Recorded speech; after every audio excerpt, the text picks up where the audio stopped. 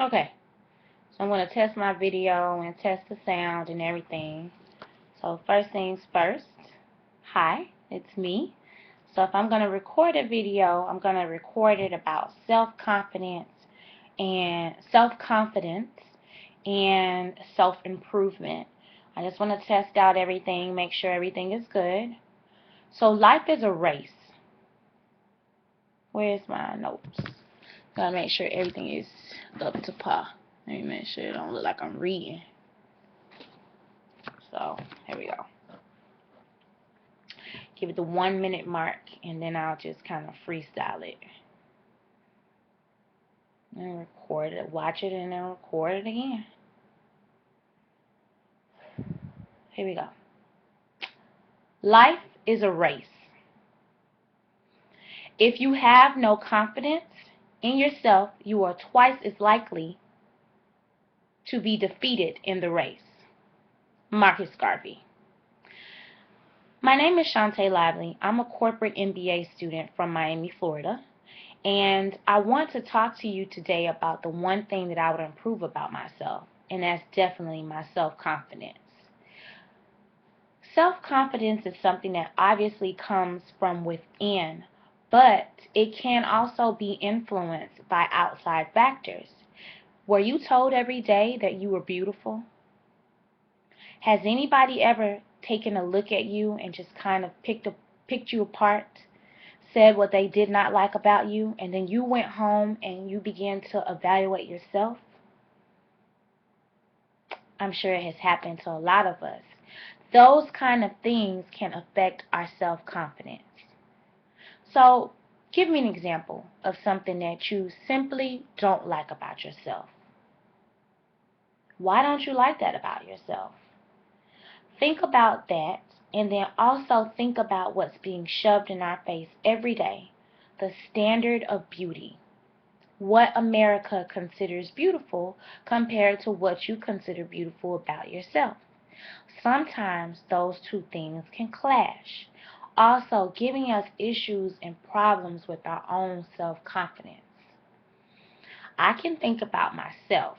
When I was younger, I had, let's just say I looked very different from everyone else. I had a big curly afro, which would be considered a curly perm, and I got picked on a lot about it.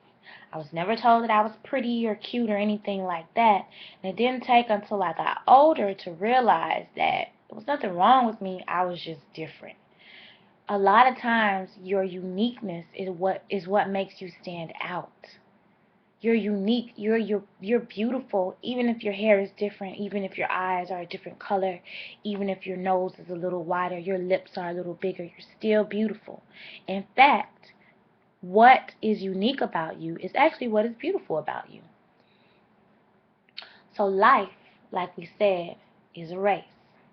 A lot of us are racing to plastic surgeons.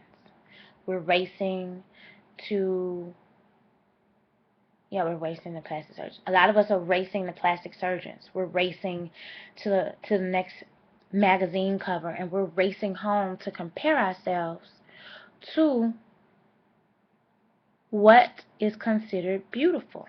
Think about it.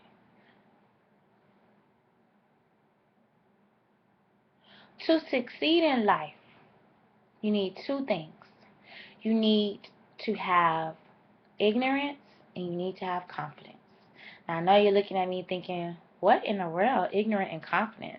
Well, yeah, you need to be confident in yourself, obviously, but you also need to be ignorant about your flaws.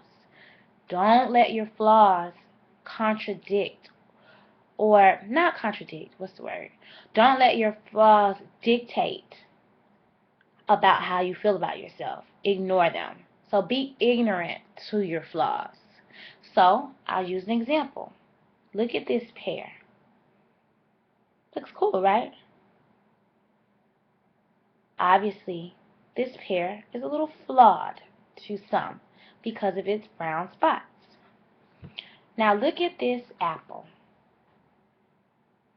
My apple seems seemingly perfect, right? But if you actually take a closer look, this apple has a huge brown spot on it. It's flawed. But the pear has a lot of visible flaws. The apple has one seemingly in the back that nobody can really tell or notice. If these two fruit were to go about and be judged in the public eye, most people would probably pick the apple over the pear because the pear seems flawed, when in fact the apple is flawed as well. Apple just has more confidence. Okay, so look at these two fruit. What do you notice? What do you see different about these two fruit? Do you see anything? Have you noticed anything about this one? Seems perfect, right? The pear goes in for an interview. The pear is laughing, smiling, very confident, just going about the interview, pretending that these spots are simply not there. The apple, however, seemingly perfect to the naked eye, goes for the same interview, but instead of the apple being ignorant to its one little flaw that no one can even see or tell, the apple is focused on the flaw. Who got the interview? Who landed the interview? The pear. You know why? Because the pear just went about its day like it was nothing. They were ignorant to their flaws. They didn't notice anything, so then the other people in the room didn't notice anything. The apple, however, focused on its one small flaw, let that dictate, or they let that dictate their confidence. You can't let your flaws dictate your confidence. Okay, so